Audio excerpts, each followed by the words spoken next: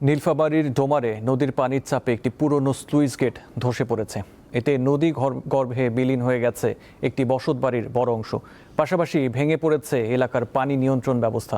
হঠাৎ এমন বিপর্যয়ে চরম ভোগান্তি ও আতঙ্কে দিন কাটাচ্ছে শতাধিক পরিবার।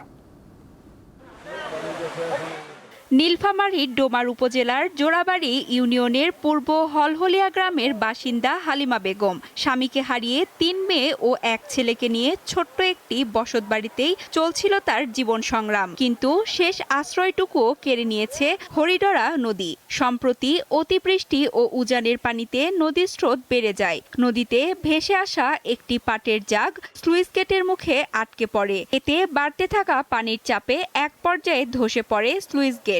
মুহূর্তেই নদীগর্ভে বিলীন হয়ে যায় হালিমা বেগমের বাড়ির বড় একটি অংশ। এখন খোলা আকাশের নিচে চরম অনিশ্চয়তায় দিন কাটছে তাদের। না খাইছে, কেউ খুঁজো নেই, এলাকার লোকও না, চেয়ারম্যান মেম্বার কেউ আমার এখনো খোঁজ খবর করেনি।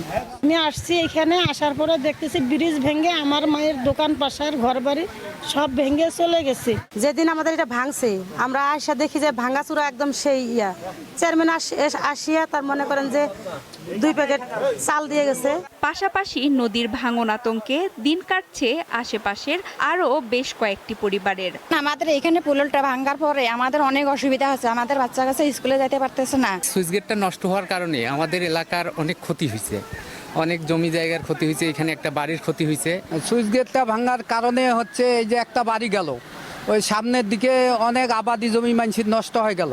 ঘটনার পর ক্ষতিগ্রস্ত এলাকা পরিদর্শন করেছেন ডোমার উপজেলা প্রশাসক ও এলজিইডি কর্মকর্তারা। বর্তমানে লোকজনের চলাচল করার জন্য ইউএনওদের সাথে কথা বলে আমরা সেখানে একটা কাঠের সাঁকো দেওয়ার জন্য আমরা প্রাথমিকভাবে পদক্ষেপ গ্রহণ করেছি। আমাদের জেলা থেকে যে নির্বাহী প্রকৌশলী আছে এলজিডি, উনিও এসেছেন, দেখেছেন এবং ওনারা আশ্বাস দিয়েছেন যে দ্রুতই যে নতুন ব্রিজ অনুমোদনের বিষয়টাতে ওনারা কাজ করছেন। কেবল সাময়িক আশ্বাস নয়, আসন্ন কৃষি মৌসুমের কথা বিবেচনা করে দ্রুত জরুরি ভিত্তিতে বাঁধ মেরামত ও নতুন স্লুইস গেট নির্মাণের দাবি স্থানীয়দের। সানজিদা স্নিগ্ধা, দীপ্ত, বার্তা কক্ষ।